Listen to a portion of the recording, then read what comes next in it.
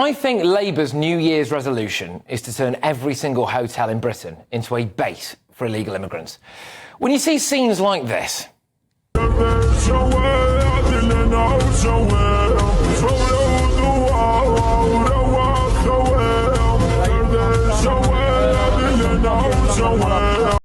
Don't look at that as a boatload of people. Start looking at it in terms of hotel numbers. So every boat now has about 65 illegal immigrants on it. So if we take the Maidenhead Holiday Inn, for example, which is now a migrant hotel, apparently that has 350 rooms. So roughly every 5 boats that cross the channel is another hotel. Look at it like that. Every 4 or 5 boats coming across the channel is another migrant hotel somewhere in the country. 450 illegals came across the channel on Christmas Day. I mean, I've got the latest figures for you here, courtesy of our Home and Security editor, Mark White. There's been a 25% increase in channel crossings since last year. We're up to 37,000 for the year, 20,000 since Labour came to power. Home Office Minister Dame Angela Eagle claims that there are 220 hotels now in use. I actually suspect that number is much higher than that. 14 have opened since the election. So, like this one in Altrincham in Greater Manchester, where several hundred Middle Eastern men have just, called it home. I just find it frankly unbelievable. There's a lollipop man on the doorstep because that's how close the primary is. There are 2 all-girls schools within 10-minute walk.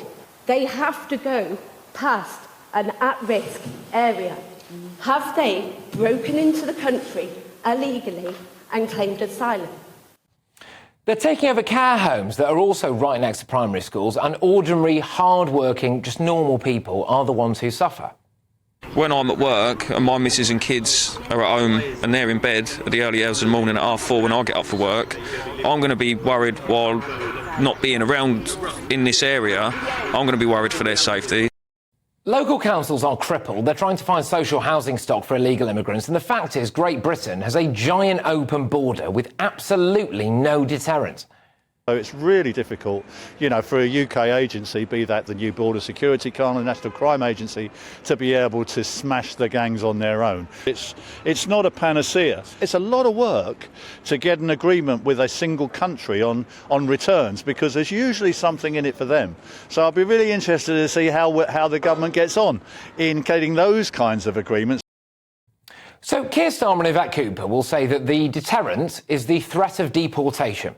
Well, look at this. A paedophile who was jailed for child sex abuse images couldn't be deported because it would have affected his right to a family life, which presumably, by the way, includes access to his own kids. Mental. Apparently, there are more than 10,000 hotels in Britain, in the whole of the country.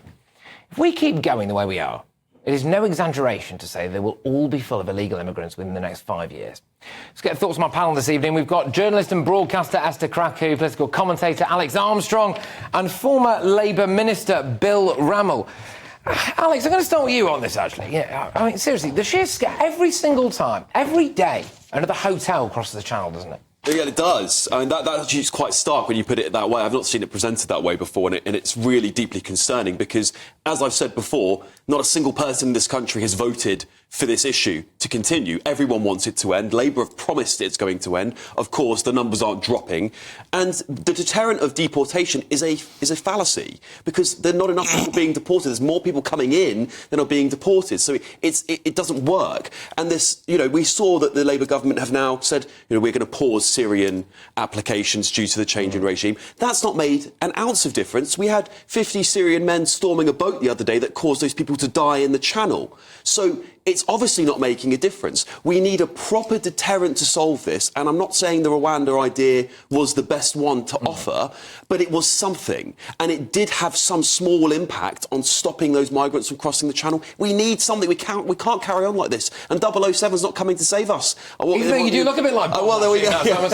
So look, seriously, I am now really keen to try to focus on this idea about it's a hotel. Every 4 boats, it's a hotel. Try to picture that. So in your area, we're going to run out of hotels at this rate. What happened? I mean, I was just having this conversation that I actually don't recognise the modern left. I don't. Like, the left used to be the party that defended the defenceless, the working class, women, for example.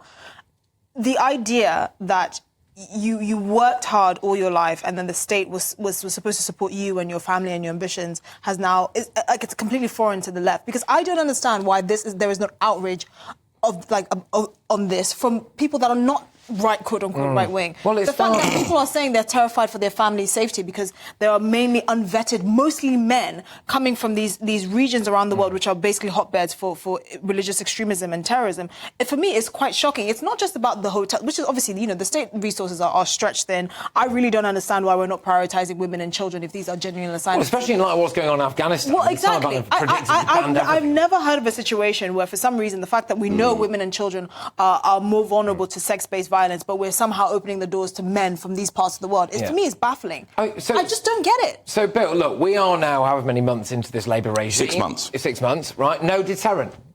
No, not true. Look, let's have a reality check. It is just 6 months since the general election. Labour never said we could resolve this in 6 months. I think the real test of whether what we are doing is working is in about 6 to 9 months' time.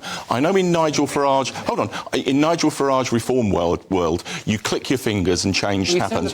They would argue. Yeah, and that won't work. You need an agreement with France, and that's not in place yet, although we clearly need to work for that. But let's look at some of the progress that is being made on what are called the so-called red days, which are the most conducive to boat crossings. The numbers are down by 37% since Labour. Never had a Christmas day like it, Bill. No. We've never had a Christmas day. An entire hotel came across the Channel. Yeah, but look across the 6 months that Labour's been in power. The number of boat crossings on red days is down by 37%. The number of deportations is up by 30%. We're beginning to have an impact. It's an early stage.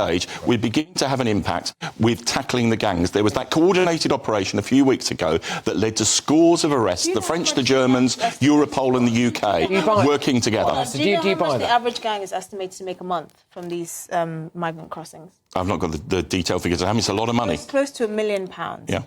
Even the typical drug dealers don't even make that kind of revenue. This idea of this whack-a-mole strategy of smashing the gangs, we have invested billions, tens of billions in our war on drugs since the 1970s, and drugs are now more available on our streets than ever. It's not the same issue at all. They're more potent than ever, and we have the same approach. It's the same approach that we have. We have the same whack-a-mole strategy for drug gangs, which is take some drugs off the street, have someone else. You need. Hold on. Do you know why? Because it is too profitable. You have to cut them. You have to cut. So what's your solution, Esther? If you what's your solution? Illegally, you are getting sent back, and you have forfeited any right to the United Kingdom. Period. That's it. And you know what the solution is? You know what another solution is? Prioritise women and children. It is a shame, it's abhorrent that we have opened the doors to these asylum seekers that are, the vast majority of whom are working age men. Where are the women and children? If they are truly because we have international legal obligations flowing from the Migration Convention that we have to adhere to if we are not to be a pariah in terms of international law. No common sense in this country. You're trying to tell me if your country was at war, you would leave your wife and children and then get on a boat to go somewhere else. We are a country that has no common sense,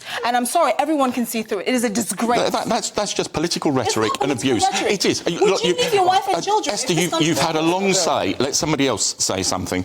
We are beginning to make progress. We're also signing deals with countries like Kurdistan and Iraq to tackle the problem upstream so that you can send people back.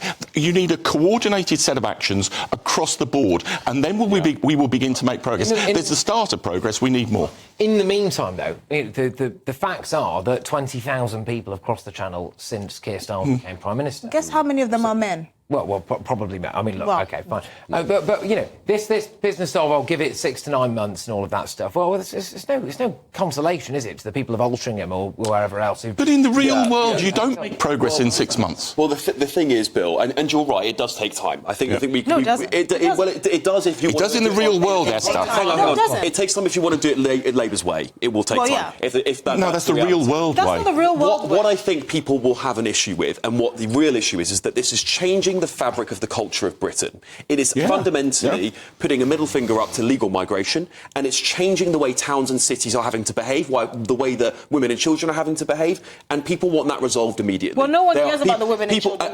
We just have to wait. But the biggest problem we've got is that people have sat on this issue, and governments have sat on this issue for over 14 years now, and it is not enough, and it's not quick enough. But Alex, you've just said that the Tories are just as good. Alex, you've just said that people want this resolved immediately. Well, yeah, but it's just not practical that you can resolve it immediately. You know, we had a broken system for 14 years. We've got to resolve it. But I tell you this. That's fair enough. I want us to tackle the boat crossings, but in terms of net migration, it's a drop in the ocean. We need to tackle legal migration as well. It's interesting you mentioned migration, because I wanted to bring something up that legal migrants are laughing at us, right? So this is anecdotal, but just round the corner from where I live, the corner shop guy there is Indian, right? And when I go in, he watches GB News, so hello, mate. But he's like, what? Why are you doing this to yourselves? You don't understand. My barber is Iranian. By the way, he's like, this is mental. They think it's mental. The idea that it's racist to want to cover. Hold on, like, legal immigrants think we are nuts. But hold on, why are we even talking? When people say legal migration, it's like that's the real issue. Hold on. It's a tactic. Legal migrants are vetted. We know who they are. We know where they come from. We know they have to have some kind of. Well, exactly. Having tens of thousands of mainly men, unvetted, many of whom destroy their documentation, coming in, you are allowing illegal aliens to come into this country. You don't know where they're from. You don't know what values they hold. You don't know any of that. And yet somehow we're not supposed to be terrified of that. These random strange men from parts of the world where religious extremism because apparently there's too many. Hold on, Esther. You've just said it's a tactic. No, let's deal with facts. When you're a woman travelling at night, you're not going to be listening Let's deal with facts. Boat crossers are 3% of the net migration figures in this country. Of course, it's not irrelevant. We don't know who they are. If you want to tackle net migration, yes, you've got to deal with the boat crossings, but you need many more policies to tackle and bring down net migration. Guys, I'm going to put a pin in it. Thank you very much. Lively. And Alex, I hope you enjoyed that as much as I did. Anyway,